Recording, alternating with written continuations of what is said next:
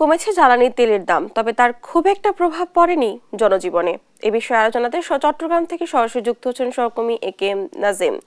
নাজিম, জ্বালানি তেলের দাম কমানোর কোনো প্রভাব পড়েছে কিনা, কি বলছে সাধারণ মানুষ?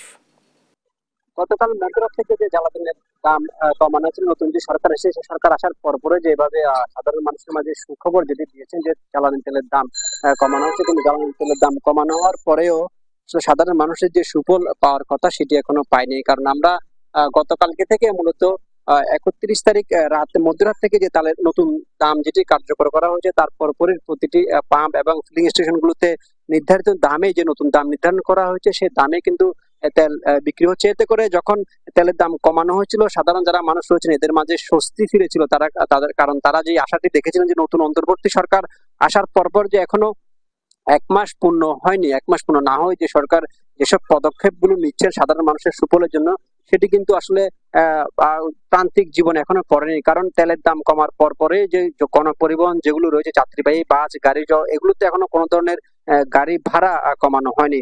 আগের যে পুরাতন নিয়ম বা আগের সরকারের আমলে যে গাড়ি ভাড়াগুলো নির্ধারণ করা হয়েছিল, সেই নির্ধারিত ভাড়ায় কিন্তু এখনো যানবাহনগুলো, গণপরিবহনগুলো চলছে। এতে করে সাধারণ মানুষের মাঝে আসলে ক্ষোভ সৃষ্টি হয়েছে। কারণ তারা যেটি বলছেন, নতুন অন্তর্বর্তী সরকার আসার 1 মাস পূর্ণ না হওয়াতেই সরকার যেভাবে বিভিন্ন তেল সহ নিত্য প্রয়োজনীয় পণ্যের দাম ধীরে ধীরে কমিয়ে নিয়ে আসছে, কিন্তু এতে করে জনজীবনে তেমন কোনো প্রভাব পড়ছে না। কারণ তেলের দাম কমানো হলে আগের দামে এখনো যে গাড়ি ভাড়া সেটি নেওয়া হচ্ছে। এতে করে সাধারণ যারা মানুষ রয়েছেন, যারা কর্মজীবী মানুষ রয়েছেন, তারা কিন্তু ক্ষোভ প্রকাশ করেছেন। কারণ তারা যদি বলছেন নতুন করে তেলের দাম নির্ধারণ করা হয়েছে, কারণ এই পেট্রোল ডিজেল 1 টাকার বেশি আর অকটেন গুলোতে 6 টাকার বেশি দাম কমানো হয়েছে, কিন্তু দাম কমানো হলে গণপরিবহন গুলোতে কোনো ধরনের আসলে গাড়ি ভাড়া কমানো হয়নি।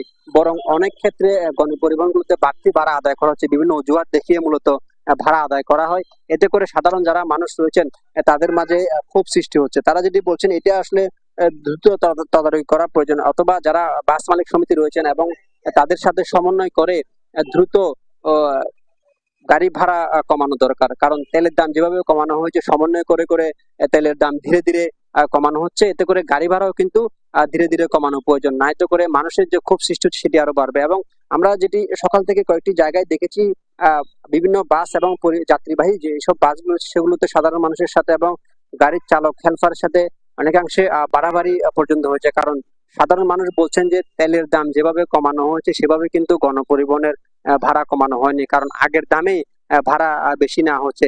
এতে করে মানুষের যে ক্ষোভ সেটি তারা বহিঃপ্রকাশ করছেন।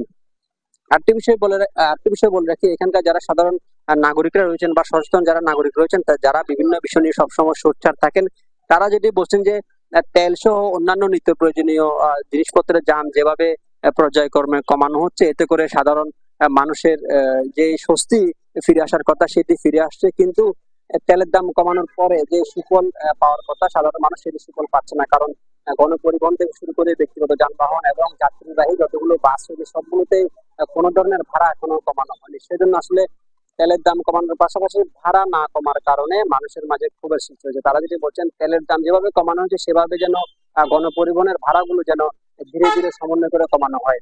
তো চট্টগ্রাম থেকে এই ছিল আমার কাছে থাকা সর্বশেষ।